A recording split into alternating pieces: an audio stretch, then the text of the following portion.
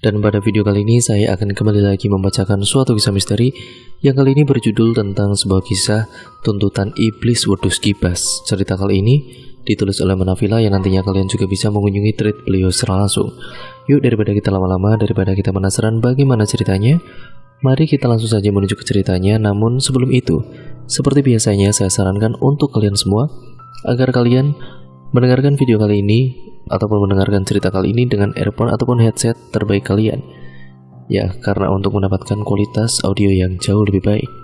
Yuk, daripada kita lama-lama, kita langsung saja mulai ceritanya. Oh ya, semua nama sudah disamarkan karena itu merupakan privasi dan untuk keamanan bersama juga. Mari kita mulai ceritanya.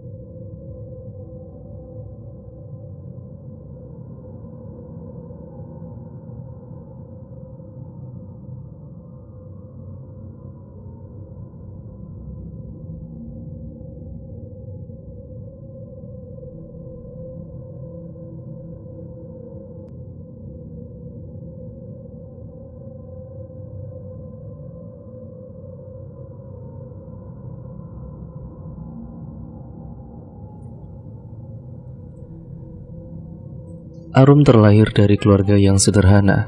Arum hanyalah seorang gadis polos yang tidak tahu apapun tentang apa yang akan menimpa keluarganya.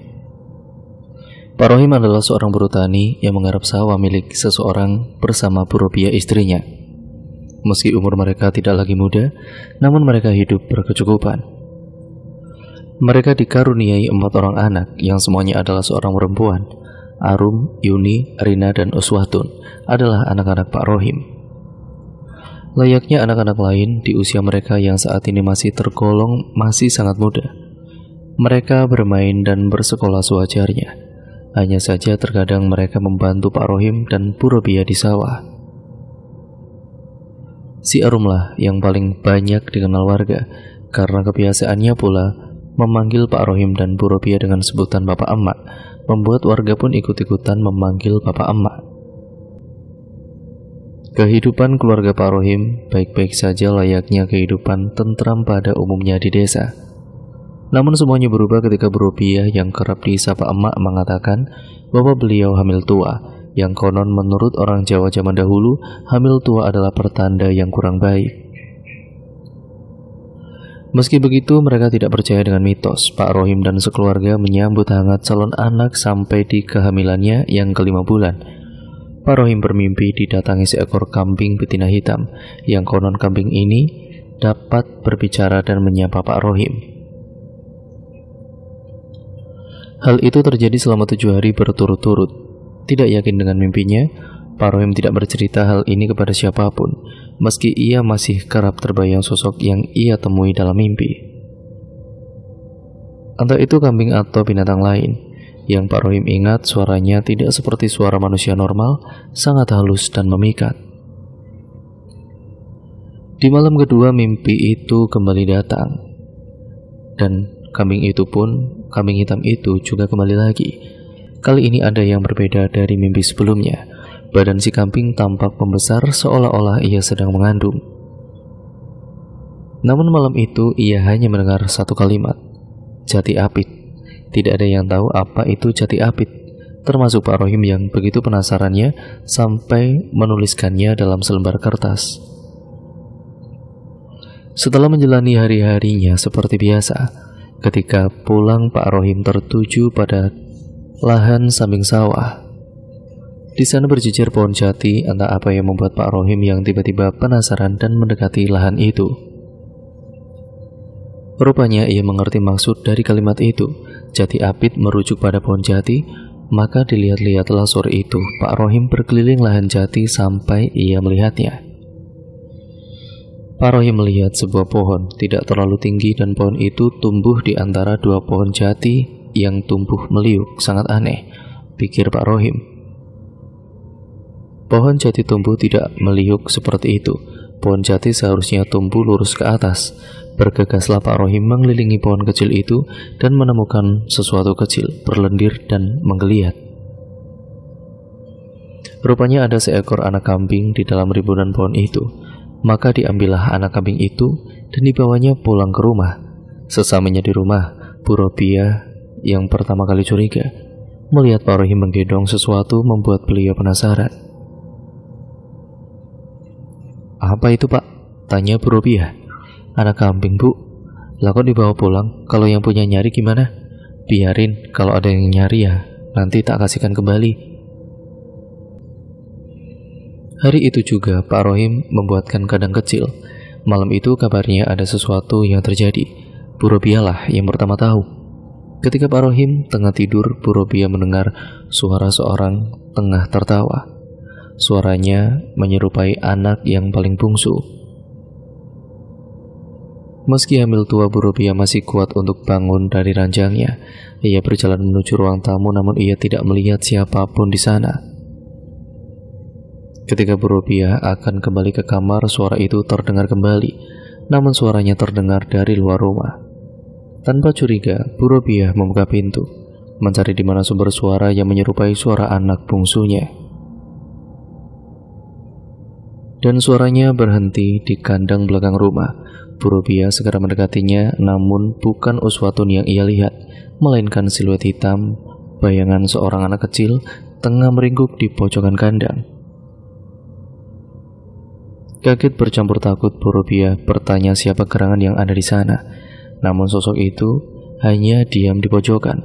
Tiba-tiba sosok itu mulai bergerak, menggeliat layaknya binatang yang tengah terbangun dari tidurnya. Ia melihat Bu Robiah dengan mata merah menyala, lalu merangkak cepat sekali menuju Bu Robiah. Bu Robiah kali itu yang syok siap berteriak. Keesokan paginya, Bu Robiah terbangun dengan wajah yang pucat. Entah mimpi atau bukan, Bu Robiah menceritakan hal ini pada Mbok Sartem, tetangga sekaligus wanita tua yang senantiasa dimintai tolong bila ada yang aneh-aneh. Dengan wajah tegang, Mbok Sartem bertanya, "Bawa aku kemana anak kambing itu berada?" Bu Robiah pun mengajak Mbok Sartem ke kandang belakang rumah. Anehnya tidak ada apapun di sana. Cempe yang kemarin lenyap begitu saja. "Hamil tua lalu anak kambing, firasatku kok," kata Mbok Sartem. Tepat ketika Pak Rohim sudah tiba, Mbok Sartem langsung bertanya, "Ceritakan bagaimana kamu bisa menemukan anak kambing itu?" Pak Rohim tidak paham apa yang terjadi, namun ia tahu Mbok Sartem mungkin diberitahu oleh Bu Robiah. Maka Pak Rohim pun bercerita, namun ia belum menceritakan mimpinya. Ia hanya bercerita bahwa ia menemukan cempe itu. Jam berganti menjadi hari, hari berganti menjadi bulan. Pak Rohim masih tidak tahu apa yang tengah mengintai keluarganya. Sampai tibalah masa persalinan Bu Robiah yang dibantu Mbok Sartem dan Mbak Safi. Mbak Safi adalah dukun beranak di kampung itu. Ada hal yang Mbak Safi ceritakan.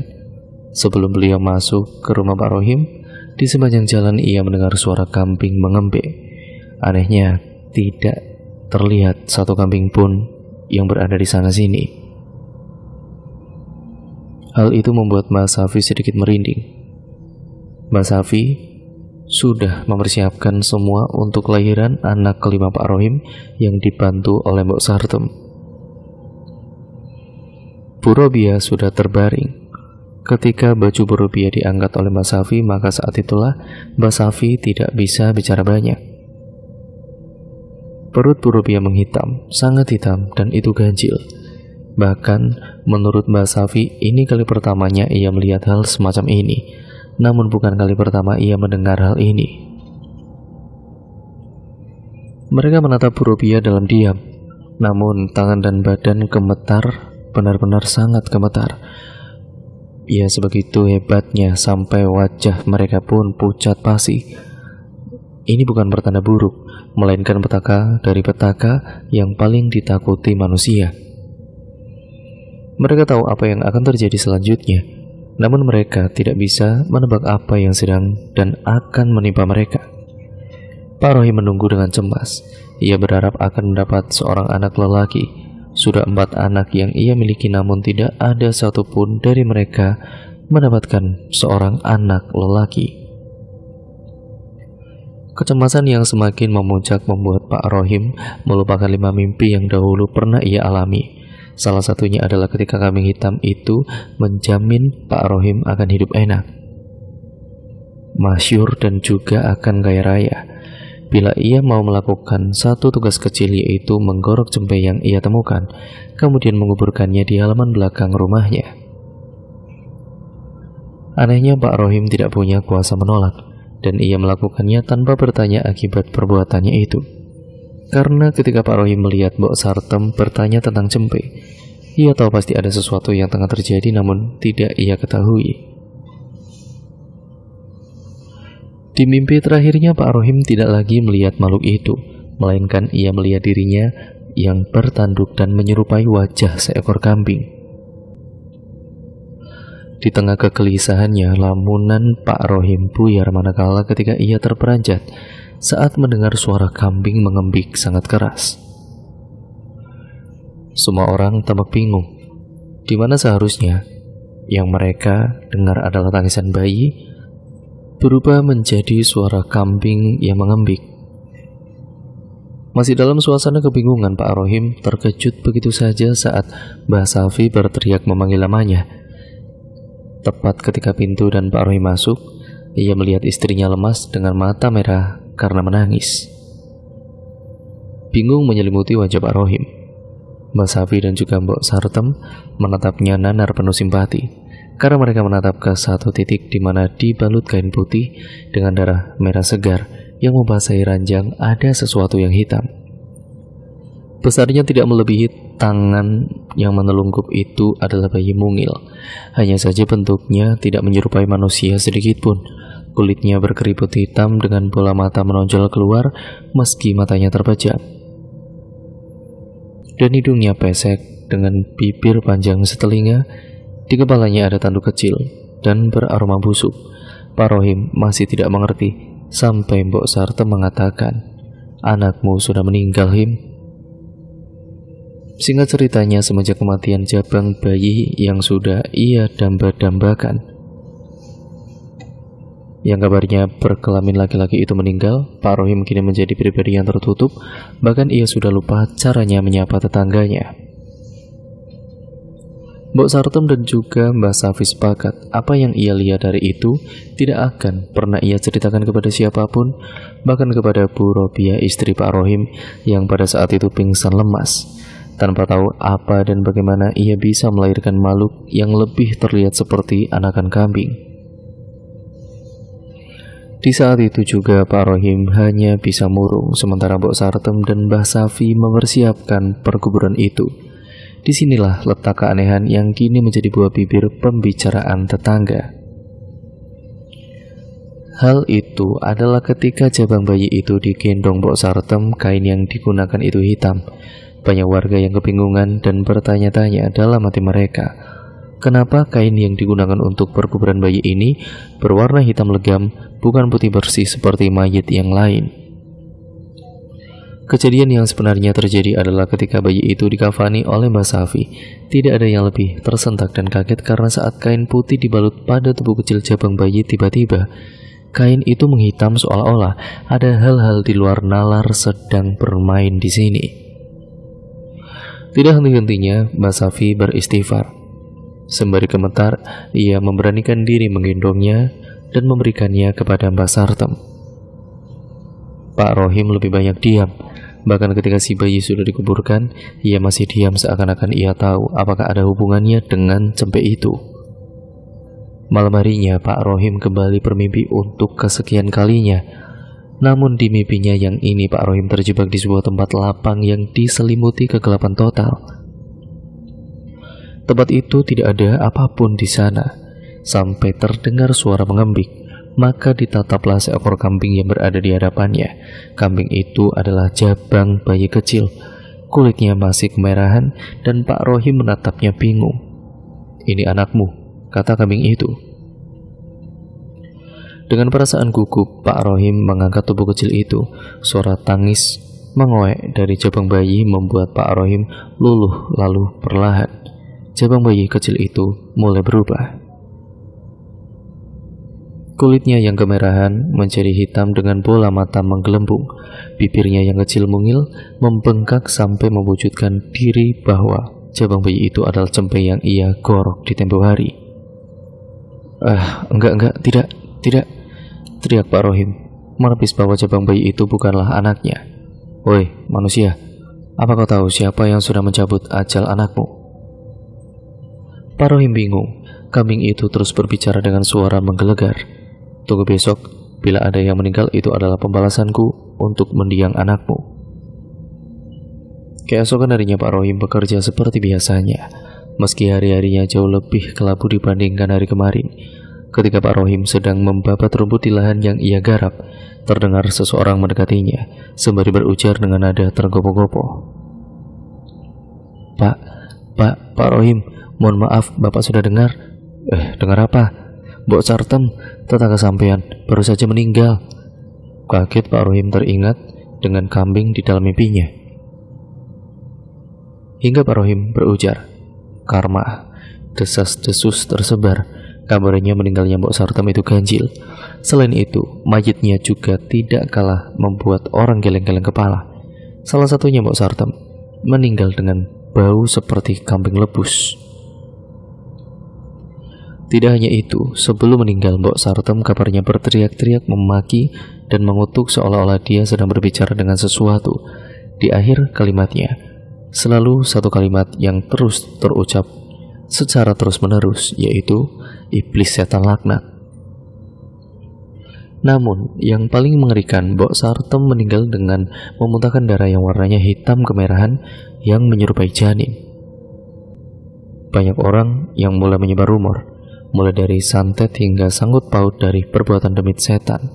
Namun Mbah Safilah yang tahu apa yang terjadi. Dia hanya diam saja.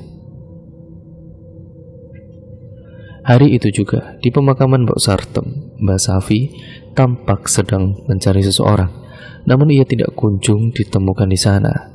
Sampai di sudut matanya, akhirnya ia melihat Pak Rohim yang berdiri jauh dari kuburan Mbok Sartem yang baru saja dikuburkan. Mbah Safi mengamatinya dengan bibir tersungging. Sebuah senyuman yang tidak sepantasnya terlihat dari seorang tetangga. Sudah lebih dari 5 hari Pak Rohim tidak pulang. Kalaupun pulang hanya untuk mengganti baju kemudian keluar kembali. Meskipun Pak Rohim masih memberi nafkah berupa uang yang cukup banyak, namun Bu Robiah bingung dari mana uang itu. Ya karena Pak Rohim kan sudah tidak bekerja lagi garap sawah.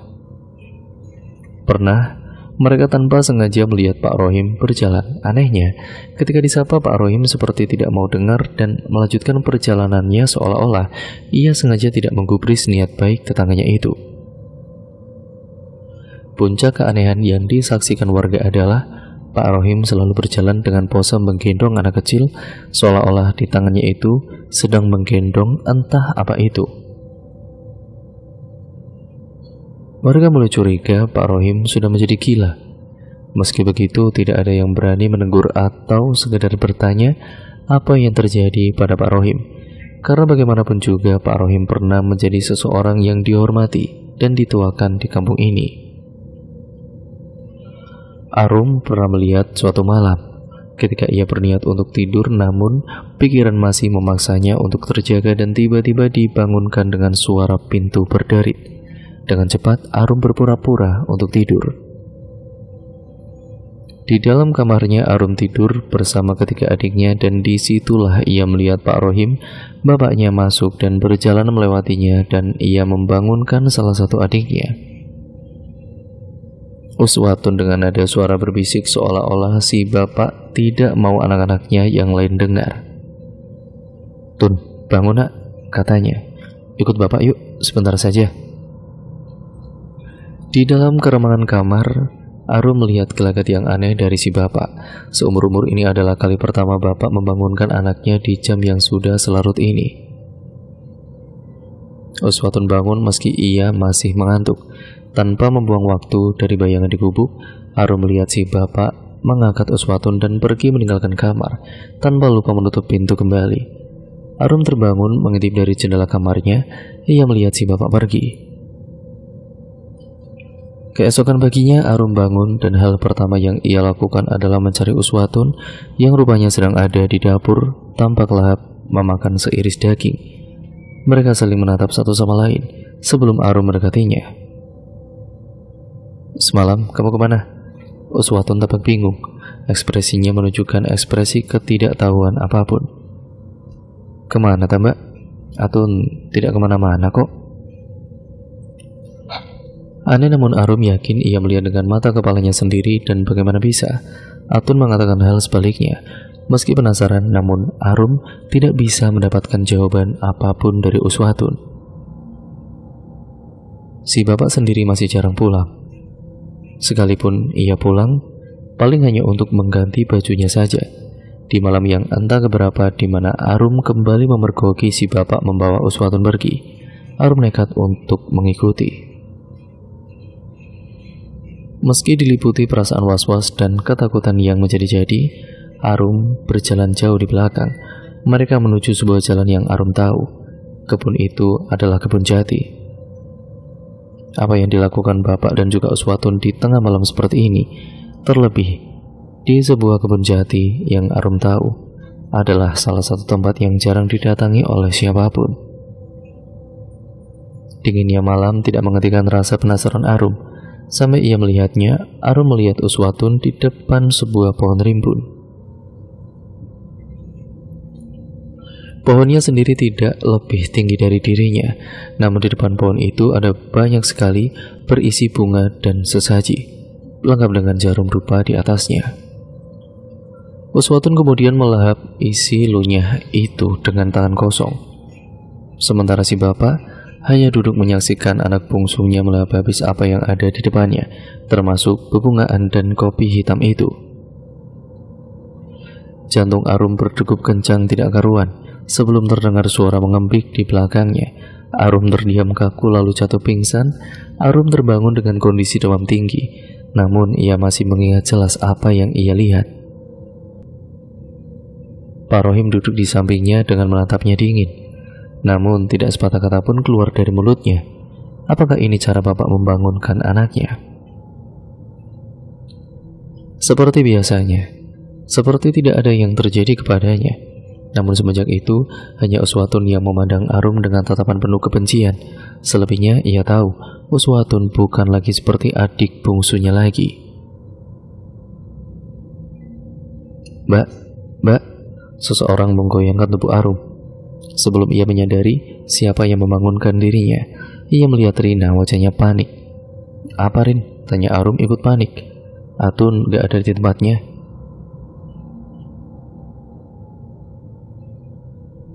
Arum melirik ke tempat di mana Atun biasanya tidur, kosong. Sempat terdiam beberapa saat, karena entah bagaimana menjelaskan kepada Rina. Arum tahu di mana Atun berada. Tapi masalahnya, sejak kejadian itu, Arum tahu dirinya seperti selalu diawasi. Entah oleh siapa itu, namun perasaan itu membuatnya terus khawatir.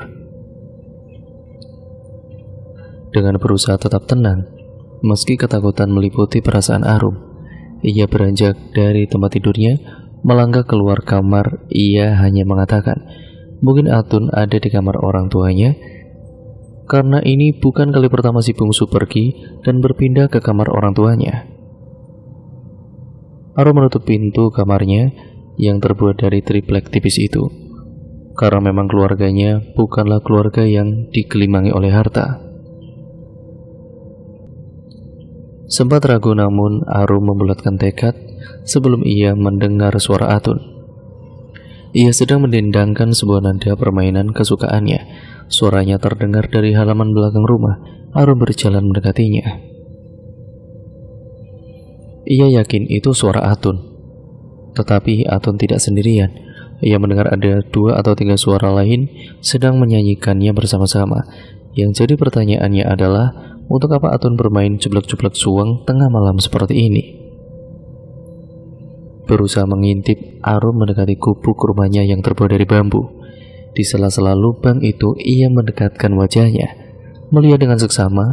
Namun tepat ketika Arum melihat figur Atun yang tengah duduk bersila, nyanyian mereka berganti menjadi kesunyian. Kesunyian itu membuat suasana saat itu menjadi begitu mencekam, seolah-olah mereka tahu seseorang sedang mengamatinya. Di tengah pikirannya tentang mereka, Arum melihat Atun, kepalanya menoleh tepat di mana Arum berdiri menatapnya. Jantung Arum rasanya seperti mau copot. Ia ingin lari dan kembali ke atas ranjangnya. Namun semua ini membuat Arum penasaran.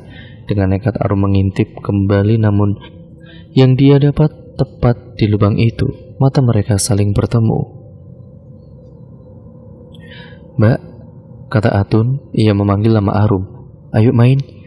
Karena seperti tertangkap basah, maka Arum melangkah keluar, membuka pintu belakang rumahnya, dan dilihatnya Atun mengamatinya dengan senyuman ganjil yang menakutkan. Arum mengikuti langkah Atun, penasaran dengan suara siapa yang ia dengar tadi. Arum dibuat dia mematung, manakala ia melihat di hadapannya ada Rina dan Yuni, duduk bersila seolah menunggu mereka. Bila Rina dan Yuni ada di sini bersama Atun, lalu siapa yang ada di dalam kamar? Meski puluhan pertanyaan muncul di dalam pikirannya, Arum mencoba untuk tenang dengan apa yang terjadi. Ia duduk bersila, sama seperti yang lain. Sampai ia mendengar Atun mengatakan, "Yang jadi, Pak Ampo, kamu dulu ya Mbak." Awalnya ragu, namun Arum mengiyakan permintaan Atun. Ia tahu, akhir-akhir ini hubungan mereka seperti berjarak dan Arum tidak tahu apa alasannya. Jadi bila menjadi Pak Empo bisa membuat Atun dekat lagi dengan Arum, maka Arum akan melakukannya. Semuanya tahu apa itu Pak Empo dalam permainan cuplek-cuplek suang. Pak Empo akan menjadi penebak dalam permainan ini, karena sejatinya permainan ini adalah permainan untuk mencari batu yang akan disembunyikan di salah satu telapak pemain lain. Namun masalahnya Pak Ampo haruslah diwajibkan untuk berbaring terlungkup. Sementara pemain lain mulai menyanyikan lagunya, sekaligus membuat batu itu agar Pak Ampo tidak tahu di mana batu itu berada. Maka Arum mulai berbaring tertelungkup menghadap lantai, sementara tiga saudaranya mulai bernyanyi. Anehnya ketika Arum tertelungkup, ia merasa ada pemain keempat di antara mereka. Meski begitu, Arum lebih takut tentang suara lain yang ia dengar, suara yang tidak pernah ia kenal, sampai akhirnya ia mencium aromanya, aroma kambing itu kembali. Di antara mereka ketika sampai dilirik, Sapangguyu, Delikake, maka Arum mulai membuka matanya, menatap ketiga adiknya tanpa tahu di mana ia merasakan pemain keempat itu berada. Semua wajah adiknya mengisyaratkan ekspresi wajah yang sama, pucat dan begitu datar. Tidak seperti adik-adiknya selama ini. Arum menunjuk Atun. Ia memilih tangan kirinya, maka Atun membuka tangannya dan batu kerikil itu tidak ada di sana. Sekarang ia menunjuk Rina. Rina juga sama, di atas telapak tangannya batu itu tidak ditemukan. Maka Arum harus kembali menjadi Pak Empo. Hal ini terus terjadi lebih dari 7 kali. Ketika Arum mulai terlungkup lagi, terdengar suara tertawa yang membuat Arum tidak nyaman, seolah-olah ketika adiknya mengerjainya, bahwa sebenarnya batu itu memang tidak pernah ada, bahkan sejak permainan dimulai. Arum menunggu ketika adiknya mulai menyanyikan liriknya, namun mereka tidak kunjung menyanyikannya. Arum bingung ingin membuka matanya, namun ia ingat ia adalah Pak Empo dan tidak diizinkan baginya membuka mata sampai nyanyian disenandungkan. Saat itu, bisikan itu terdengar, "Mati." Suaranya begitu sangat dingin dan juga menusuk. Ia tahu itu bukan suara adik-adiknya. Apakah itu suara pemain keempat yang sedari tadi ia rasakan? Angin dingin tiba-tiba berhembus. Arum terjebak dalam keheningan yang membuat ketakutan memenuhi isi kepalanya. Di tengah Arum menunggu, terdengar suara familiar yang membuat Arum tersentak. "Ngapain kamu ada di sini?" Arum melihat Ibu Robiah, menatapnya dengan tatapan tajam. Tidak hanya Bu Robiah yang membuat Arum kaget, rupanya ketiga adiknya tidak ada di sana. Jadi sedari tadi, berarti Arum hanya sendirian di sini. Meski amarah Bu Robiah meluap-luap, Arum hanya diam. Tidak terpikirkan untuk menceritakan semuanya, dan ketika Arum masuk kamar, ia melihat ketiga adiknya tertidur lelap. Termasuk Atun yang sedari tadi nampaknya tidak pernah terbangun dari ranjangnya. Hanya saja aroma kambing itu belum juga hilang dari penciuman di hidungnya. Sejak malam itu banyak kejadian yang terjadi dan rumah Arum suasananya sudah sangat berbeda. Namun ada satu hal yang Arum ingat, entah sejak kapan rumahnya jadi sering dilewati oleh seseorang yang Arum kenal, yaitu Mbak Safi. Dukun beranak itu kadangkala melewati rumahnya seperti mengawasi. Tidak hanya itu, Atun adik bungsunya juga mulai aneh. Dia seringkali menjauhkan diri dari ketiga kakaknya, tidak mau makan sampai sering terlihat menyendiri. Hal ini membuat Arum curiga ada yang disembunyikan oleh Atun. Puncaknya saat Atun muntah di kamar. Muntahannya sendiri bukan muntah sembarangan, melainkan muntah darah kehitaman, darah yang seperti sudah lama mengendap dalam tubuhnya. Bu Robiah yang paling khawatir, namun Pak Rohim tampak tidak peduli. Beliau masih sering pergi entah kemana dia berada.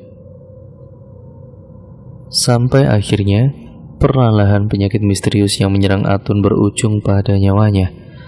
Ini terjadi tepat di malam hari. Atun berteriak seperti orang yang kerasukan. Arum dan kedua adiknya hanya bisa melihat Atun yang mencakar-cakar badannya. Tidak hanya itu, ia juga menghantamkan kepalanya ke semua benda di sekelilingnya dan membuat tetangga berkerumun datang. Hingga tepat subuh di rumah sakit, Atun meninggal dunia. Suasana rumah Bu Robiah ramai orang dan seseorang yang paling dicari itu muncul. Pak Rohim pulang dengan mata marah mengawasi semua warga tanpa geram dengan apa yang Pak Rohim lakukan. Entah apa itu, Arum hanya menatap nanar wajah Atun untuk terakhir kalinya sebelum liang lahat menutupi wajah adik bungsunya. Yang ia tahu, Atun meninggal dengan cara yang tidak wajar. Hanya Arum yang tahu bahwa sebelum Atun meninggal, ia menyerupai wujud seekor kambing. Di tengah duka itu, Arum mencuri dengan Pak Rohim dengan seseorang. Ia kenal dan tahu siapa itu. Mbak Safi tampak bersih tegang dengan bapaknya. Entah apa yang ia bicarakan, Mbak Safi hanya mengatakan, "Sudah hentikan saja semuanya, sebelum semua anak-anakmu diambil di depan mukamu." Dengan wajah tidak berdosa, Pak Rohim hanya menjawab pelan, "Bukan urusanmu." Wedus kibas, itukah jenis iblis atau jin yang menuntunmu?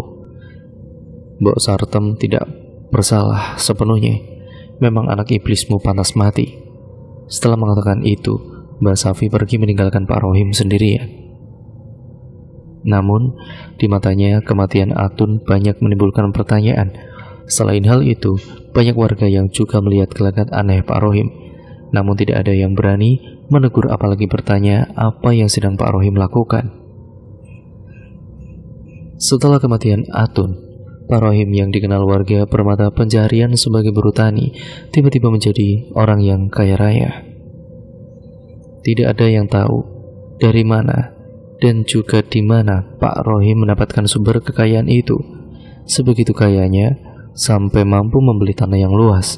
Tanah yang ia beli adalah tanah di mana kebun jati itu berdiri.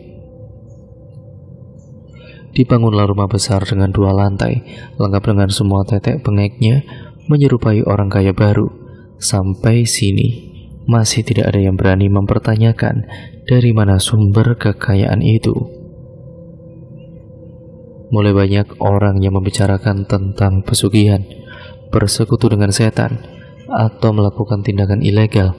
Akan tetapi, tidak ada yang bisa membuktikan ucapan itu. Ada hal yang menarik semenjak berita kehebatan Pak Rohim ini menyebar. Banyak keanehan yang membuat warga curiga. Salah satunya adalah tidak ada lagi yang pernah melihat Bu Robiah, Yuni, dan juga Rina. Padahal kabarnya, beliau ada di dalam rumah besar itu, yang sekarang dijaga ketat. Hanya anak sulungnya saja yang sering keluar rumah, itu pun tidak ada warga yang berani mendekat. Semua ini tidak terlepas dari kejadian-kejadian mengerikan setiap kali bersinggungan dengan keluarga Pak Rohim. Kabarnya siapa yang membenci keluarga ini selalu mendapat sial. Namun ada satu cerita yang pernah atau sempat menyebar, di mana ada warga yang tidak sengaja melihat sesuatu ketika melewati rumah Pak Rohim pada saat malam hari. Di jendelanya, ia melihat Bu Robiah dengan rambutnya panjang yang tergerai. Wajahnya tampak memelas meminta tolong, sampai akhirnya terbuka satu rahasia kecil. Di dalam rumah besar itu ada satu kamar yang tidak boleh dimasuki sembarangan orang. Bahkan pasien-pasien Pak Rohim dilarang untuk masuk ke sana. Arum yang waktu itu belum tahu maksud dari semuanya itu, ia sudah bertekad membagi ketakutannya pada seseorang yang mungkin tahu langkah apa yang harus ia perbuat atas peristiwa yang menimpa keluarganya tersebut. Malam harinya Arum datang ke rumah Mbak Safi. "Mbah, Ibu jadi gila." Mbak Safi hanya diam, matanya menerawang jauh. "Adikmu sebagaimana?" Heran bercampur bingung. Sepertinya Mbak Safi tahu apa yang terjadi di dalam rumahnya. Seharusnya tidak ada yang tahu apa yang terjadi, mengingat bagaimana si bapak menutup semua akses peristiwa di dalam rumahnya. "Rina lumpuh, Mbah." Saat itulah wajah tua yang lelah itu akhirnya menangis. "Lumpuh bagaimana maksudmu?" Arum mulai menceritakan semuanya. Dimulai ketika pertama mereka menginjakan kaki di atas tanah itu. Arum tahu di mana rumah itu dibangun apabila di atas tanah di mana Arum menyaksikan adik bungsunya dulu. Hatun malam itu masih teringat suara marah dan penuh kelakar ibunya agar Pak Rohim menyudahi apa yang sudah ia lakukan. Bukan tidak tahu, namun Bu Robiah sangat memahami apa yang sedang Pak Rohim lakukan. Termasuk setiap malam, kemana Pak Rohim berada, apalagi jika bukan bersekutu dengan iblis. Bebauan amis yang awalnya Bu Robiah tidak tahu itu tercium dari aroma mulut Pak Rohim. Perlahan kejanggalan itu semakin terungkap manakala Bu Robiah sampai harus berpuasa dan sholat malam, yang konon membawanya untuk menyaksikan suaminya tengah mengunyah cempe yang dahulu tidak ditemukan arah batangannya. Ternyata terkubur di belakang rumahnya. Tidak hanya itu, di mimpi yang membuat Bu Robiah tidak bisa bersikap tenang itu adalah ia melihat Pak Rohim selalu membawa anak itu di punggungnya. Pose sedang menggendong anak itu adalah gambaran dari orang yang tengah memelihara iblis dalam hidupnya. Namun Pak Rohim memilih bungkam dan selanjutnya teror itu mulai membuat Bu Robiah kehilangan akalnya. Arum masih ingat bagaimana akhirnya ibunya mulai kehilangan akal saat mulai menangis. Mbak Safi hanya mendengarkan, sementara Arum seolah bingung apakah ia harus melanjutkan ceritanya. Sampai akhirnya kalimat itu terucap. "Setelah Rina, Yuni yang akan menerima dosanya, baru setelah itu kamu yang akan menanggungnya." Arum adalah salah satu gadis primadona kampung ini, namun tidak ada yang menyangka ia memiliki garis nasib yang sangat sial. Meski begitu, ia tahu Mbak Safi masih menyembunyikan banyak hal. Namun entah apa yang disembunyikan sepertinya menyangkut misteri tentang bapaknya. "Saya harus apa, Mbah?" Ia menatap wanita tua yang tampak salah tingkah. Seperti dugaan Arum benar kalau ada rahasia yang disembunyikan, maka Mbak Safi mengatakannya hari itu juga. 14 hari dari hari ini, kamu kembali lagi ke sini. Ada sesuatu yang harus kuberikan." Arum pun mengangguk dan bersiap pamit, namun Mbak Safi memanggil lagi. "Sebentar, Nak." Mbak Safi masuk ke dalam kamarnya, kemudian keluar membawa 4 helai bunga kamboja. "Bawa saja, Mbak tidak bisa melayat." Kaget, Arum bertanya apa maksudnya, namun Mbak Safi mengantar Arum keluar lalu menutup pintu gubuknya rapat-rapat. Tersimpan tanda tanya besar dalam benak Arum ketika ia pulang. Namun 4 helai bunga kamboja, apalagi bila bukan pertanda kematian. Pertanyaan Arum terjawab ketika di jalan bertemu beberapa orang, mengamatinya dengan mimik wajah yang prihatin. Dan ketika Arum sampai di depan rumahnya, ia melihat bapaknya, yaitu Pak Rohim, sudah menunggunya dengan mata berapi-api. "Dari mana kamu?" Arum tidak menjawabnya. Ia fokus melihat apa yang ada di belakang bapaknya. Di sana ada 2 jasad yang ditutup selendang. Ketika ia mendekat, adiknya Yuni memberitahunya, "Ibu Samarina meninggal, Kak." Detik itu waktu seperti berhenti. Arum diam mematung, lalu berujar dengan nada penuh kebencian, "Pengikut iblis laknat!" Teriaknya membuat semua hadirin yang melayat diam. Tidak ada suara, hanya tatapan benci. Anehnya Pak Rohim bersikap tenang. Ia memberikan Arum pergi berlari menuju kamarnya. 14 hari bukan waktu yang sebentar. Selama 14 hari itu, Pak Rohim juga tidak pernah mengizinkan adanya pengajian atau apapun yang berhubungan dengan agama. Hal itu tentu menjadi perhatian warga kampung. Banyak dari mereka yang mulai curiga dengan ucapan Arum. Benarkah iblis itu ada di sore buta? Waktu itu Arum pergi ke rumah Mbak Safi, dan ketika Mbak Safi melihat Arum, wajahnya penuh dengan teror.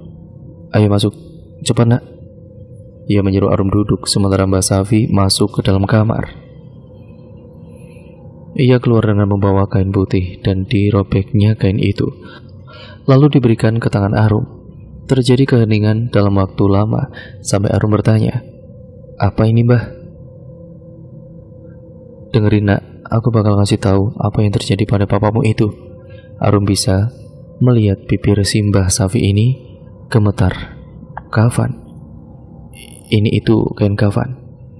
Jantung Arum seperti mau copot. Pantas ia mencium bebauan busuk di kain itu.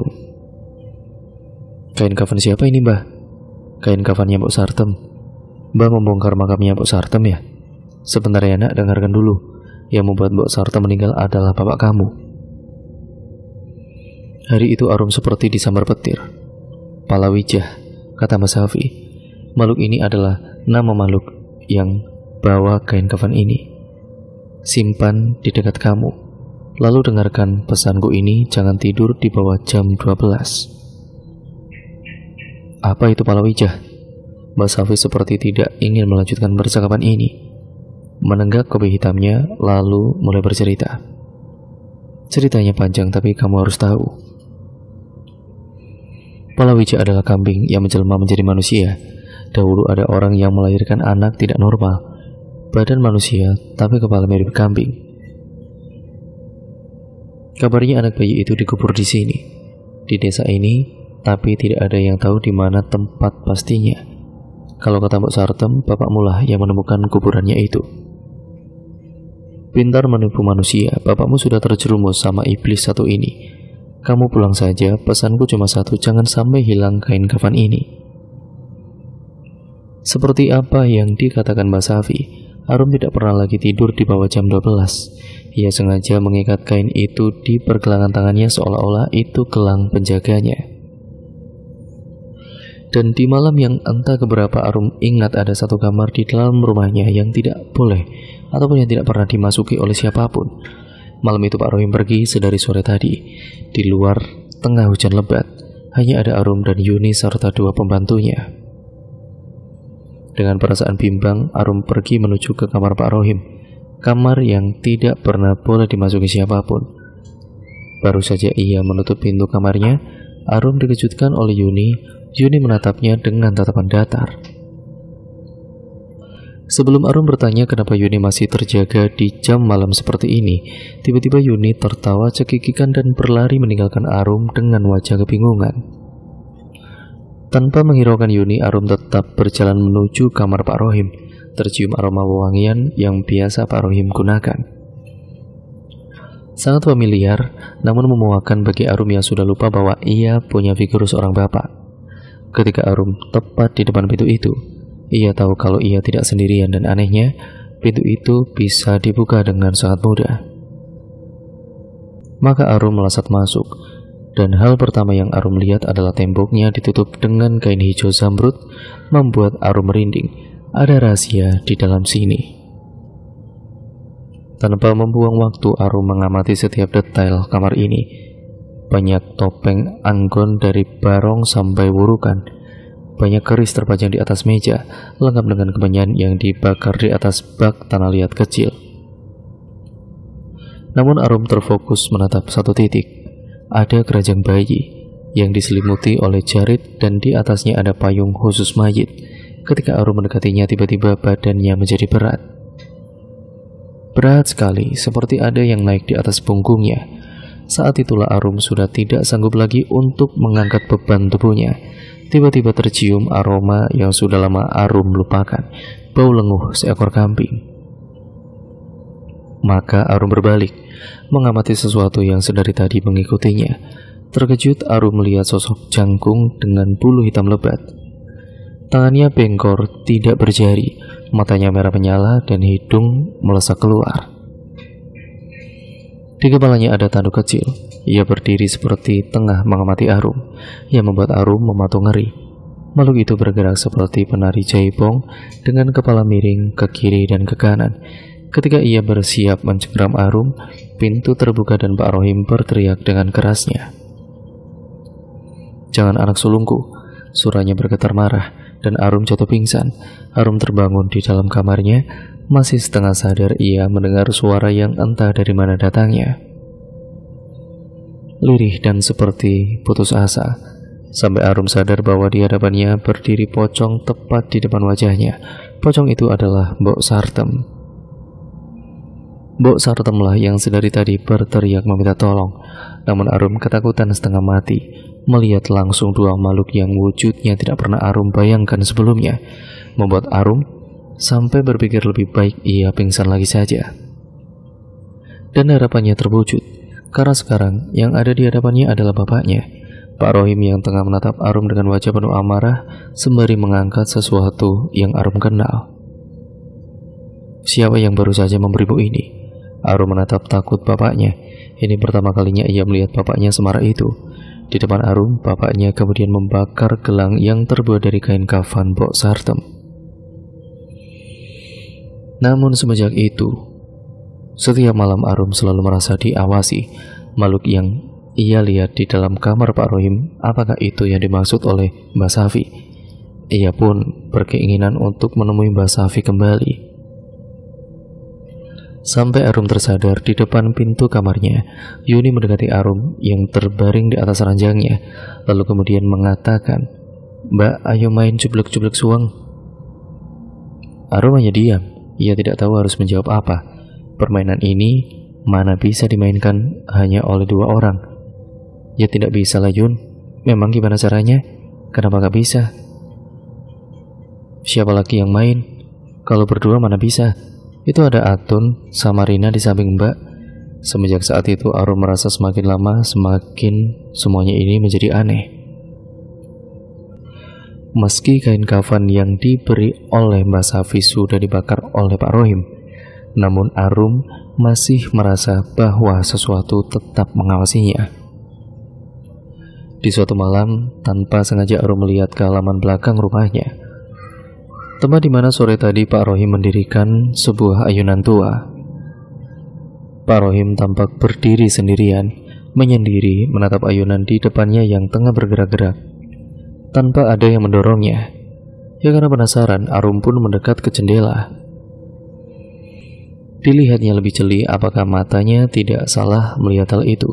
Mengikuti naluri penasarannya, Arum berjalan turun, berharap bisa mendekat, mencari tahu apa yang bapaknya lakukan di sana, dan sampailah ia di dapur rumah. Tempat di mana jarak antara dirinya dan Pak Rohim tidak begitu jauh.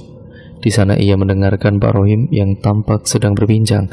Yang jadi masalahnya tidak ada satupun orang di sana, kecuali Pak Rohim dan ayunan yang bergerak dengan sendirinya itu. Sampai Arum dikejutkan dengan suara familiar yang ia kenal. "Atun pulang ya, Mbak?" Dengan kaget, Arum kemudian melihat Yuni sudah berdiri di belakangnya. "Atun?" Bingung Arum mengulanginya. "Iya Kak, itu lihat, ada ibu juga sama Rina di sana." Arum tidak mengerti apa yang terjadi di dalam keluarganya. Apakah hanya dirinya yang tidak bisa melihatnya, sampai ia mengingat dan menanyakan kepada Yuni. "Yun," kata Arum. "Iya kak, kamu pernah lihat gak ada manusia, wajahnya menyerupai kambing, tinggi, berbulu hitam, di kepalanya ada sepasang tanduk." Yuni pun mengangguk. "Adik," ucap Yuni, seraya menunjuk Arum. Diam terdiam, mencoba mencerna maksud perkataan Yuni, "adik." Sampai Arum baru sadar Yuni tidak menunjuk dirinya, namun ia menunjuk sesuatu di belakangnya. Sosok yang Arum bicarakan rupanya sedari tadi berdiri di belakang Arum, sampai akhirnya Arum merasa sentakan kuat mencengkeram lehernya dan menghantamkannya ke lantai. Suara terakhir yang ia dengar adalah suara Pak Rohim berteriak marah dan mengatakan, "Jangan anak pertamaku, jangan." Lalu semuanya menjadi sangat gelap. Arum meninggal ditemukan tewas dengan kondisi tergantung di dalam kamar di rumah besar miliknya. Sontak berita itu tidak hanya menghebohkan warga kampung, namun membuat resah bahwa memang ada yang salah dengan keluarga Pak Rohim. Setelah anak sulungnya meninggal, Pak Rohim sama sekali tidak menunjukkan ekspresi sedih. Bahkan Pak Rohim tampak tersenyum melihat jasad anaknya yang seharusnya menjadi satu-satunya yang ia jaga, namun berakhir dengan kematian yang sangat-sangat tragis. Dan setelah kematian keluarga, kekayaan yang dimilikinya semakin bertambah banyak. Para warga yang melihat itu pun sangat yakin bahwa semua anggota keluarganya mati dijadikan tumbal. Namun keadaan berbalik saat seseorang muncul dan berteriak, "Masuk ke rumahnya, bakar rumahnya, bakar kamarnya." Warga yang mendengar itu membabi buta melesat masuk dan membakar semuanya. Di sini wajah Pak Rohim yang awalnya terlihat jumawa tiba-tiba mulai panik. Ia melesat ikut masuk ke dalam rumah, namun warga sudah membabi buta membakar rumah itu. Pak Rohim berteriak-teriak, warga menyeretnya lalu mengguyurnya dengan minyak tanah. Kobaran api membakar Pak Rohim, teriakan memilukan, sampai akhirnya Pak Rohim meninggal dunia dengan cara dibakar hidup-hidup. Dan cerita pun akhirnya selesai sampai di sini ya teman-teman. Sekian video ini saya akhiri. Sampai berjumpa di video dan cerita-cerita menarik selanjutnya hanya di channel ini. Wassalamualaikum warahmatullahi wabarakatuh.